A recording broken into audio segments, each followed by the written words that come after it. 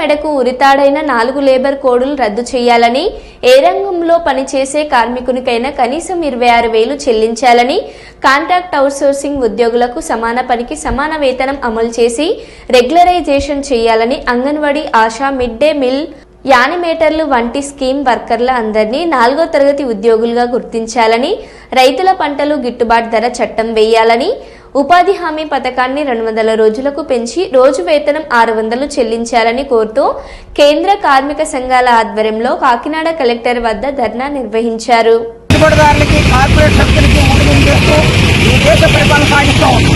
తీవ్రంగా వ్యతిరేకిస్తూ ఉన్నాం. నిరుద్యోగం పెరుగుతుంది, పేదరికం పెరుగుతుంది, అసమానతలు పెరుగుతూ ఉన్నాయి. కార్మిక వర్గాన్ని దోసుకుంటా ఉన్నారు, వాళ్ళ శ్రమను కొల్లగొడతా ఉన్నారు. కనీస వేతనాలు లేవు. కాంట్రాక్ట్ అవుట్ సోర్సింగ్ కార్మికులు రెగ్యులరైజ్ చేయకుండా వాళ్ళు వెతికేకరి చేయించుకుంటూ శ్రమతోటికి పాల్పడుతూ ఉన్నారు. అంతేకాకుండా anganwadi, ASHA, mid day meal వంటి టీం వర్కర్లందరినీ కూడా ప్రభుత్వ ఉద్యోగులుగా గుర్తించట్లేదు.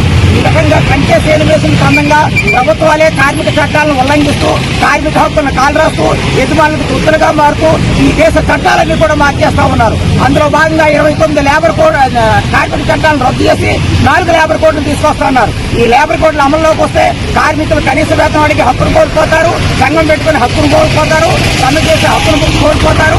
వాటిని బాధితులుగా మార్చడం కోసం తీసుకొస్తా ఉన్నారు. బ్రిటిష్ వాడి కంటే దుర్మార్గంగా బ్రిటిష్ కాలంలో పోరాడి సాధించుకున్న కార్మిక చట్టాలని ఈ రోజు ఈ స్వతంత్ర భారతదేశంలో భారత పాలకులు రద్దు చేయడం అంటే ఎందుకంటే దుర్మార్గం ఏమీ లేదు.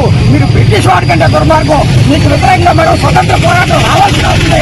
ఎందుకంటే ఏదైతే 3 నల్ల చట్టాలకు వ్యతిరేకంగా రైతాంగం పోరాడారో అట్లాంటి స్ఫూర్తితోటి భారత కార్మిక వర్గం కూడా పోరాడి మెడలో వచ్చి తమ హక్కులను నిలబెట్టుకుంటారు, చట్టాలు కాపాడుకుంటారు, 4 లేబర్ కోడ్లు రద్దు చేసుకుంటారు. మీరు వాటిని రద్దు చేసే వరకు కూడా ఈ పోరాటం కొనసాగుతుందని హెచ్చరిస్తా ఉన్నాం.